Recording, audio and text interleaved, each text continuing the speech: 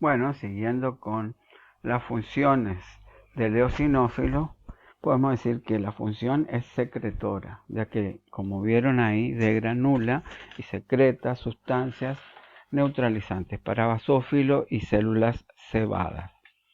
También modulan la respuesta alérgica. Puede tener cierta acción bactericida, ya que en las granulaciones también está la enzima peroxidasa, que puede interactuar con un haluro y desencadenar un mecanismo microbicida. Si comparamos al eosinófilo con el neutrófilo, en la fagocitosis, el eosinófilo es ineficaz en ese proceso. ¿Cómo se produce la degranulación? El alergeno presenta zonas o epitopis que van a interaccionar con alguna inmunoglobulina, que en este caso es la inmunoglobulina E, y se va a unir al basófilo. El basófilo va a experimentar degranulación y va a liberar, entre otras cosas, sustancias de reacción lenta para la anafilaxia, la histamina y el factor quimiotáctico de eosinófilos. ¿Qué es lo que hace este factor? Atrae eosinófilos al sitio de inflamación o donde tienen que producir su acción. Llegan los eosinófilos y se va a unir al alergeno por medio de una inmunoglobulina G. Esta unión eosinófilo-inmunoglobulina G alergeno hace que el eosinófilo degranule, libere sus gránulos y con él sus contenidos. Entre otras cosas, libera arilsulfatasa, histaminasa, proteína básica principal que tiene efecto tóxico sobre la pared de los parásitos, proteínas catiónicas que tienen acción tóxica contra las larvas de parásitos y fosfolipasa B y D que inactiva un activador plaquetario. Tanto la arilsulfatasa y la histaminasa van a interactuar con los productos de secreción del basófilo para evitar un shock anafiláctico. O sea, la arilsulfatasa neutraliza la sustancia de reacción lenta de la anafilaxia y la histaminasa neutraliza la histamina. De esa manera, acá se puede ver que el eosinófilo puede estar aumentado en los procesos alérgicos y en las parasitosis.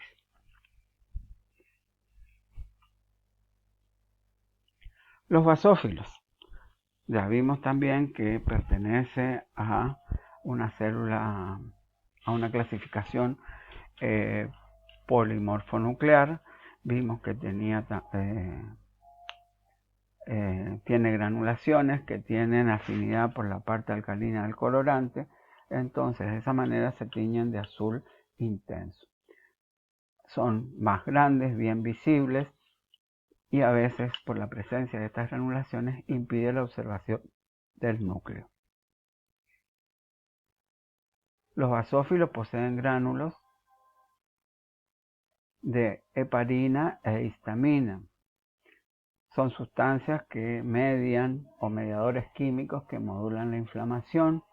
También lo vimos acá, lo que libera el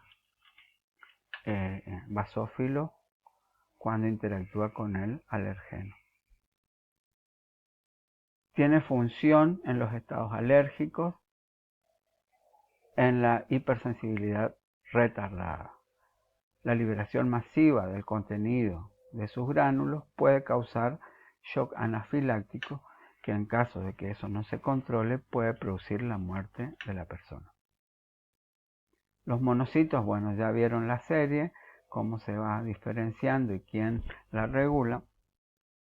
El monocito circulante es una célula grande, capaz la más grande de todos los leucocitos. El primer precursor reconocido es el monoblasto, que se diferencia a promonocito y luego se diferencia a monocito en distintos tamaños. el monocito circulante pasa a los tejidos y se convierte en macrófago, cuya función es la fagocitosis específicamente. Así se lo ve en un frotis coloreado con coloración de Mayer-Unwald-Giemsa. Es la célula más grande de los leucocitos. El núcleo es único, irregular, su citoplasma es abundante, que se tiñe de color celeste claro. También se lo puede decir, tiene apariencia de vidrio esmerilado. Y si se compara el tamaño de estas células con los hematíes y con las plaquetas, vemos que es lo grande que es el monocito. Con respecto a los linfocitos, ya también hablamos de esto y volverán a hablar en la clase de inmunidad, pero teníamos dos tipos de linfocitos, o tres, los linfocitos T, los B y los natural killer, que en un frotis coloreado no podemos saber si es T, B o natural killer. Solamente se ven células que tienen un único núcleo y que ocupan prácticamente la totalidad de las células. Acá pueden ver en este dibujo que es prácticamente puro núcleo y poco citoplasma. Bueno, vamos a ver cuántos leucocitos hay y cuáles son las variaciones respecto de la edad. Los glóbulos blancos totales, es decir, la cantidad de glóbulos blancos que hay por milímetros cúbicos, cuando se hace el recuento de estos leucocitos, los valores de referencia en el adulto es de 4.000 a 11.000 leucocitos por milímetros cúbicos.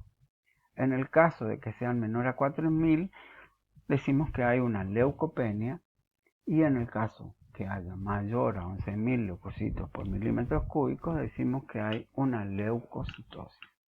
Entonces, leucopenia, valores inferiores a 4.000, y leucocitosis, valores mayores a 11.000 leucocitos por milímetros cúbicos.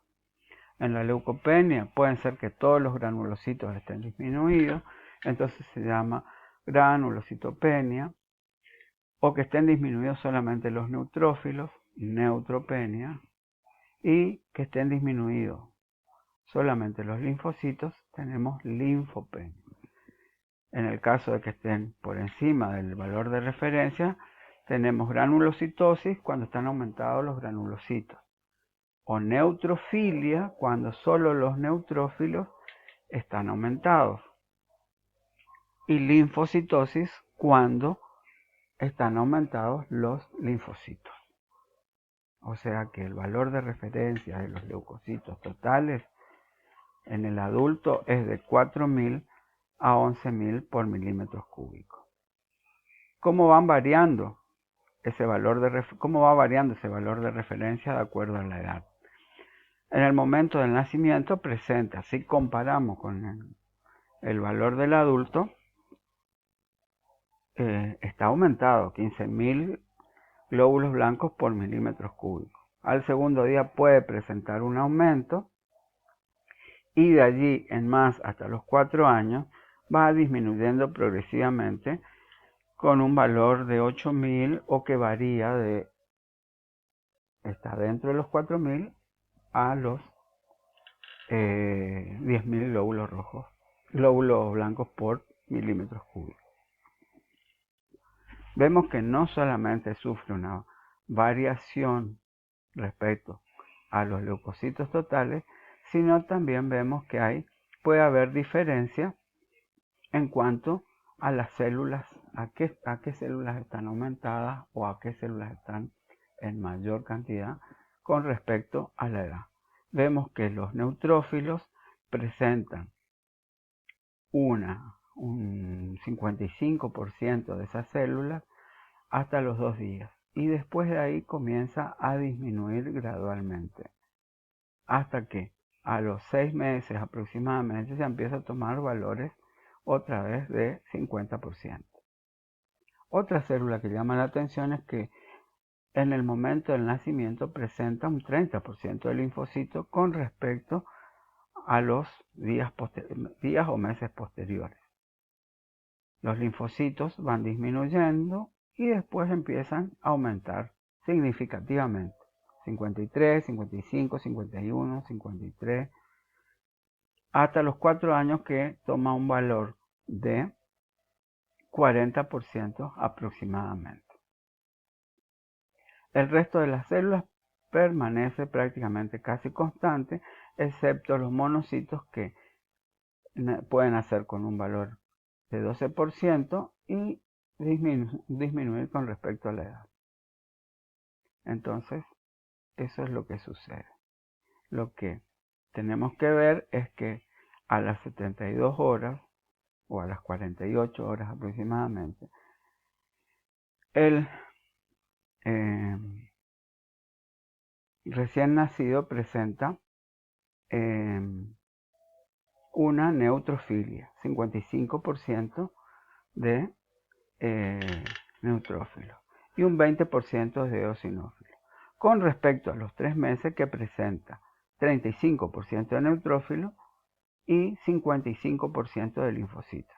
Si comparamos este estado con este estado, esto se ha invertido o está al revés.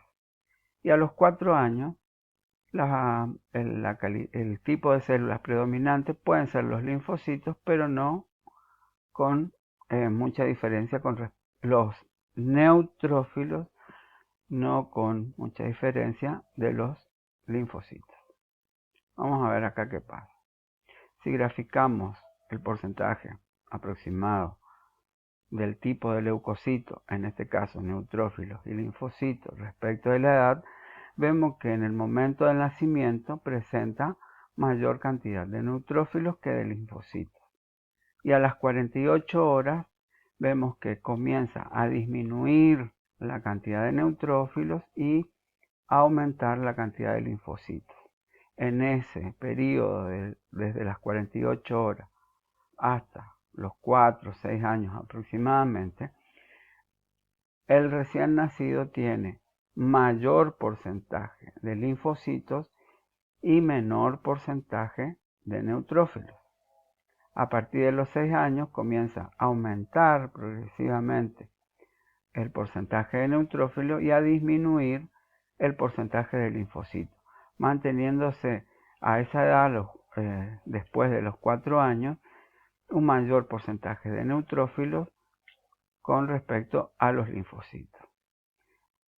Esto se llama inversión de la fórmula. En esta etapa, el bebé o el recién nacido presenta una fórmula leucocitaria invertida respecto del adulto. Si consideramos que el adulto tiene mayor porcentaje de neutrófilos que de linfocitos. Entonces, desde los 4 años o hasta los 4 o 6 años, el niño presenta fórmula invertida respecto del adulto. Y acá tenemos los valores de la fórmula leucocitaria.